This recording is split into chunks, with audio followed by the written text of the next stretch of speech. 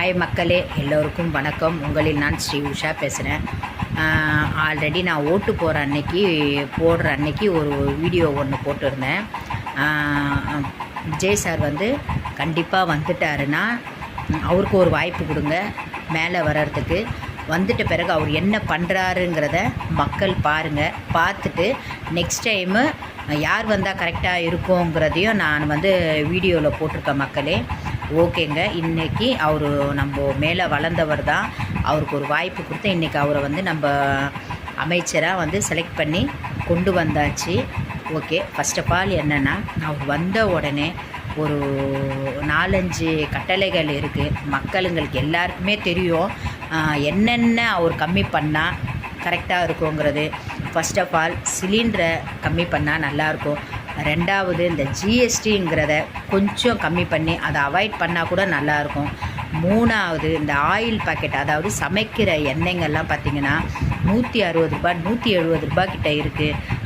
இருக்கிறவங்க வாங்கிடுவாங்க. இல்லாத மக்கள் நம்மளை மாதிரி இருக்கிற மக்களுக்கு ரொம்ப கஷ்டப்படுறாங்க. அந்த எண்ணெய் வாங்கி ரேஷனில் கொடுக்குற அந்த பாமாயில் வாங்கினாலும் ஹெல்த்துக்கு சரி கிடையாது.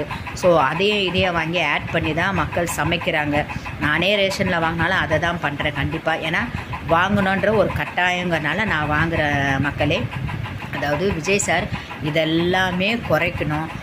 அதே மாதிரி பஸ் ஸ்டாண்டில் நிற்கிறவங்க ½ hour 1 hour நிற்கிறாங்க. ஏங்க, நானே நிறைய இடத்துக்கு போகல, அவ்வளோ நேரம் நிற்கிறேன்.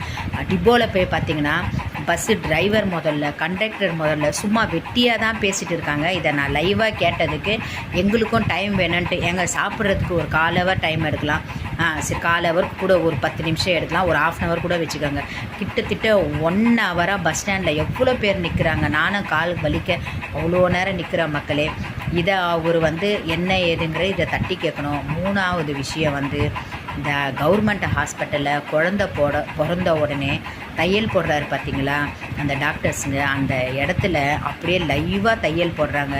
தயவை செய்து விஜய் சார் அதை மயக்க ஊசி போட்டு அந்த தையலை போட சொல்லுங்கள். ஸோ நீங்கள் வந்துட்டீங்க பதவிக்கு, இது எல்லாமே பார்த்து நீங்கள் தான் பண்ணணும். சிலிண்டர் விலையை கொஞ்சம் குறைங்க, விலைவாசியை கொஞ்சம் கம்மி பண்ணுங்க, ஜிஎஸ்டிங்கிறத கம்மி பண்ணுங்கள்.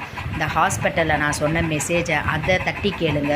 ஸோ இந்த மாதிரி சில விஷயங்கள் பண்ணாலே போதும் சார். யாருக்கும் டிஸ்டர்ப் இல்லாமல் நீங்கள் வந்த வேலையை ஒண்டி பார்த்து மக்களுக்கு என்ன செய்யணுமோ அதை கரெக்டாக பண்ணுங்கள். இல்லாத மக்களுங்களுக்கு கடன் உதவி கொடுங்க. இதுதான் என்னோடய வேண்டுகோள். நீங்கள் வந்துட்டீங்க, கண்டிப்பாக நீங்கள் என்ன பண்ணுறீங்கங்கிறத நாங்கள் வெயிட் பண்ணி பார்க்குறோம். Okay, thank you.